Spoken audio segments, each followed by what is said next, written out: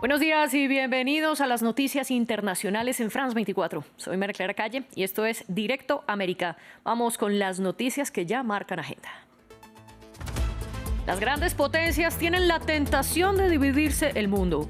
Así lo afirmó el presidente Emmanuel Macron en su discurso anual ante los embajadores de Francia. También explicó cuál cree que debe ser el papel de los franceses y de la Unión Europea ante el complejo orden mundial.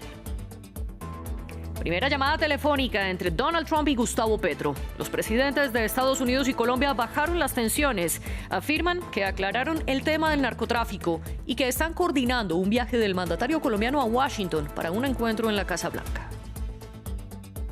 Manifestaciones masivas en Minneapolis. Miles de habitantes de la ciudad estadounidense protestaron contra el asesinato de Rennie McLean Good, una estadounidense a quien le disparó un agente del Servicio de Inmigración. El gobierno federal defiende la reacción del funcionario, pero el alcalde y el gobernador de Minnesota lo critican.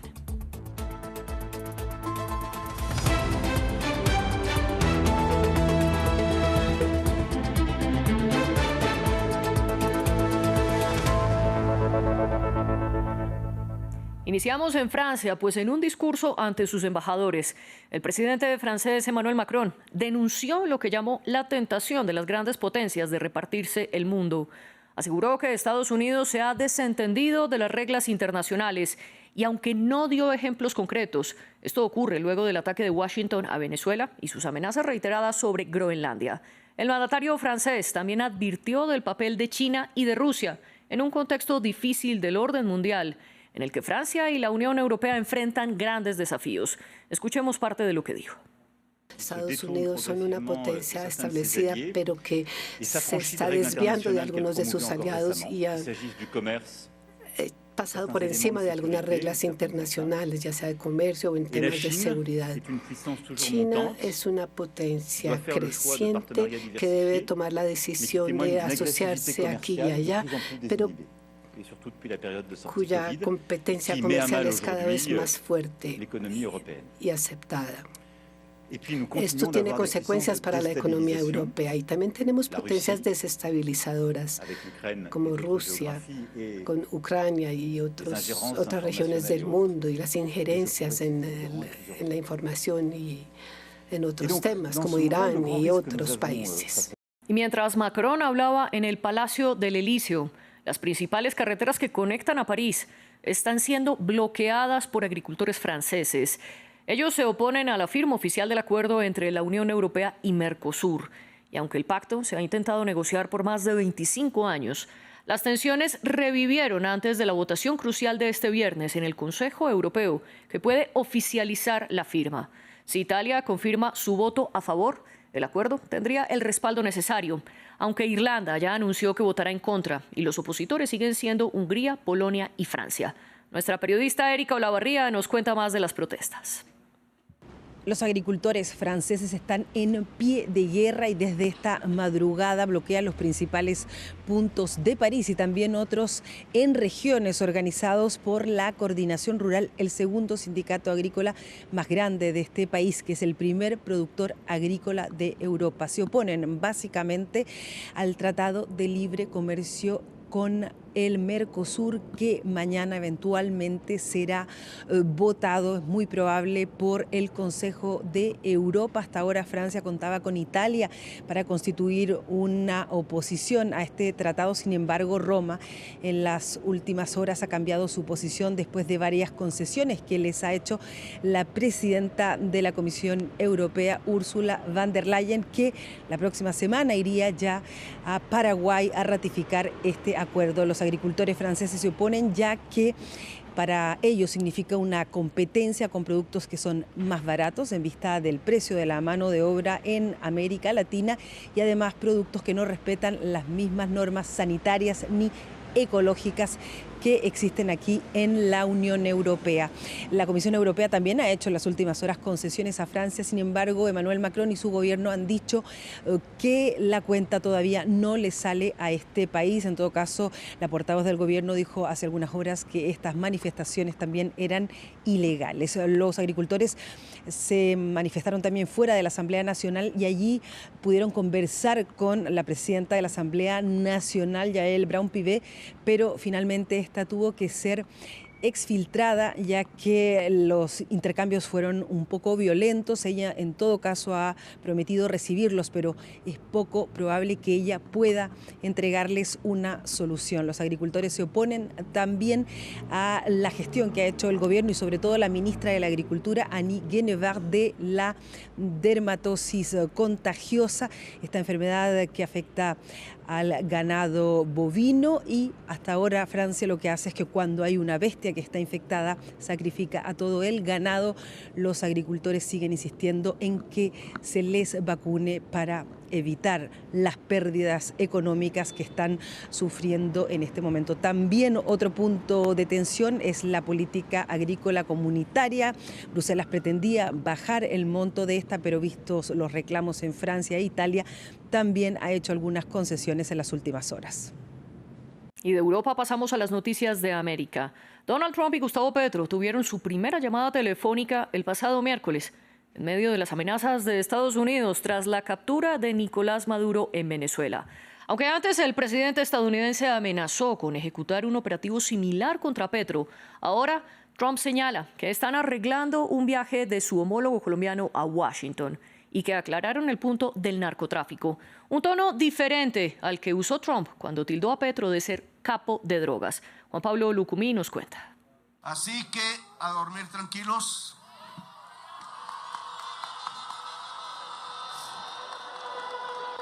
Y estaremos comunicando que viva Colombia, el país de la belleza.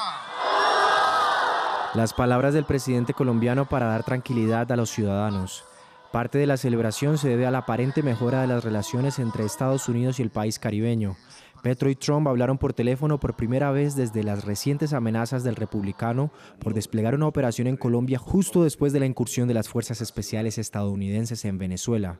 Los que hace unos días eran enemigos férreos ahora organizan un encuentro para hablar cara a cara en Washington sobre distintos temas. Fue un gran honor hablar con el presidente de Colombia, Gustavo Petro, quien me llamó para explicar la situación de las drogas y otros desacuerdos que hemos tenido. Agradecí su llamada y su tono y espero reunirme con él próximamente. El secretario de Estado, Marco Rubio, y la ministra de Relaciones Exteriores de Colombia están realizando los arreglos necesarios. La reunión tendrá lugar en la Casa Blanca en Washington, D.C. Pero este es solo un incipiente deshielo entre los dos mandatarios que han tenido más desencuentros que afinidades. La ira de Trump quedó al descubierto cuando en enero de 2025 Petro rechazó el ingreso de aviones militares con colombianos deportados.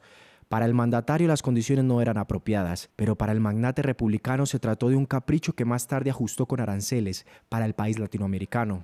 Las diferencias se verbalizaron durante la Asamblea General de las Naciones Unidas celebrada en Nueva York. Petro pidió a las tropas estadounidenses desobedecer las órdenes de Trump en el contexto de la guerra en Gaza, una solicitud que le costó su visa de ingreso a los Estados Unidos. Le pido a todos los soldados del ejército de los Estados Unidos no apuntar contra la humanidad sus fusiles. Desobedezcan la orden de Trump. Obedezcan la orden de la humanidad. El miércoles, el líder colombiano llamó a sus seguidores a marchar por la soberanía del país, pero la llamada con el mandatario estadounidense calmó su enojo, al punto de modificar el discurso que pronunció. Pero la verdadera prueba de fuego de esta relación será dada en la Casa Blanca. Gracias, presidente, por habernos acompañado. Por otro lado, Trump sigue teniendo un tono duro contra Venezuela. Esta vez afirmó que Estados Unidos gobernará al país suramericano y controlará su petróleo por años. Así lo afirmó el presidente estadounidense en una entrevista con el diario The New York Times.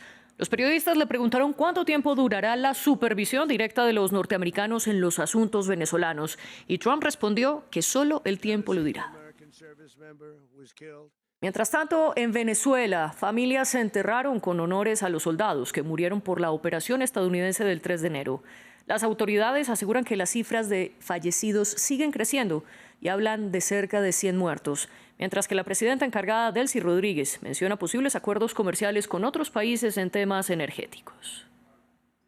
Decenas de familias en duelo en Venezuela. En varias partes del país se realizaron ceremonias fúnebres con honores militares a las víctimas mortales del ataque estadounidense del 3 de enero. La presidenta interina Delcy Rodríguez decretó 7 días de duelo por los fallecidos, de los cuales 32 eran cubanos. Estados Unidos dijo que la operación para capturar a Nicolás Maduro y su esposa, Cilia Flores, fue quirúrgica, mientras que el ministro del Interior, Diosdado Cabello, alertó que las cifras de muertos siguen en aumento. Venezuela fue víctima de un ataque bárbaro, artero, donde hasta ahora, y digo hasta ahora, hay 100 fallecidos, 100, y otra cantidad parecida de heridos. Mientras tanto, Delcy Rodríguez ha comenzado a nombrar a funcionarios para puestos clave dentro del Poder Ejecutivo, centrándose en seguridad y economía. Además, abrió la posibilidad de tener acuerdos comerciales con otras naciones en temas energéticos, luego de que Donald Trump dijera que Venezuela enviará entre 30 y 50 millones de barriles de petróleo a Estados Unidos.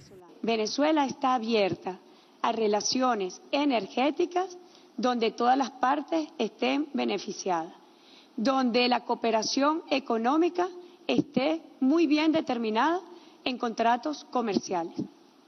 Esa es nuestra postura y la diversidad de nuestras relaciones energéticas. Otras familias esperan la reconstrucción de sus hogares, que se vieron afectados por los bombardeos estadounidenses. En La Guaira, según reportan medios locales, un explosivo dejó 8 viviendas inhabitables, pero el edificio entero fue evacuado. Sus residentes están refugiados en casas de familiares a la espera de que terminen las obras. Hablemos ahora de lo que ocurre dentro de Estados Unidos. En Minneapolis, el miércoles, un agente del Servicio de Inmigración y Control de Aduanas, conocido por sus siglas ICE, le disparó y mató a la estadounidense Renee McLean Good cuando ella incendió su vehículo luego de obstruir el paso de los oficiales. El hecho desencadenó protestas en contra de las redadas migratorias y las acciones del ICE. El gobernador de Minnesota, el demócrata Tim Walz, hizo un llamado a la calma, aunque en la ciudad se declaró alerta y las escuelas cancelaron las clases. Protestas en las calles de Minnesota, tras un nuevo tiroteo en un Estados Unidos políticamente dividido. Un agente del Servicio de Inmigración y Control de Aduanas de Estados Unidos mató a tiros a una mujer de 37 años en su vehículo en Minneapolis el miércoles. A los habitantes de Minnesota les digo lo siguiente, comprendo su ira, yo también estoy enfadado, ellos quieren demostrarlo, no podemos dárselo. Si protestan y ejercen sus derechos amparados por la primera enmienda, por favor háganlo de forma pacífica, como siempre, no podemos darles lo que quieren. El tiroteo se produce en medio de una campaña de represión de la inmigración en la ciudad, una de las muchas que han visto aumentar la presencia del ICE bajo la administración Trump. El alcalde de la ciudad no se anduvo con rodeos. Se trata de un agente que ha hecho uso imprudente de su poder y ha provocado la muerte de una persona. La ha matado. Al ICE, lárguense de Minneapolis. No los queremos aquí. La razón que han dado para estar en esta ciudad es crear algún tipo de seguridad y están haciendo exactamente lo contrario. El presidente de Estados Unidos, Donald Trump, y su administración defienden al oficial. Kristi Noem, secretaria de Seguridad Nacional de Estados Unidos, calificó las acciones de la mujer fallecida antes del tiroteo como terrorismo doméstico.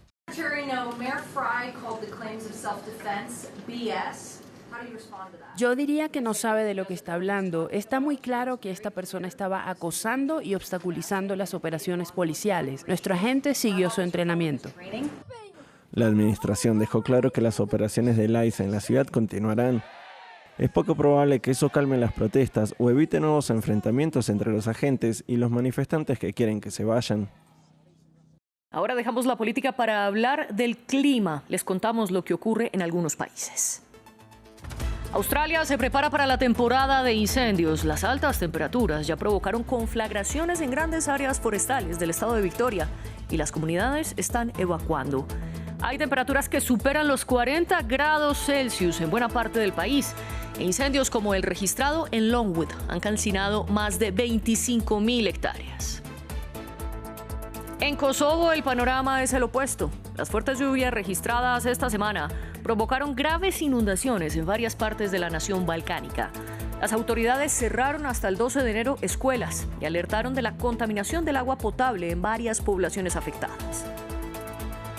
Y todo esto mientras que en el norte y occidente de Europa se vive una ola invernal que ha dejado escenas de intensas nevadas en países como Francia, Bruselas o Alemania. En Polonia, la ola de frío ha registrado hasta 25 grados Celsius bajo cero. Hasta aquí las noticias. Sigan con nosotros, pues regresamos en breve.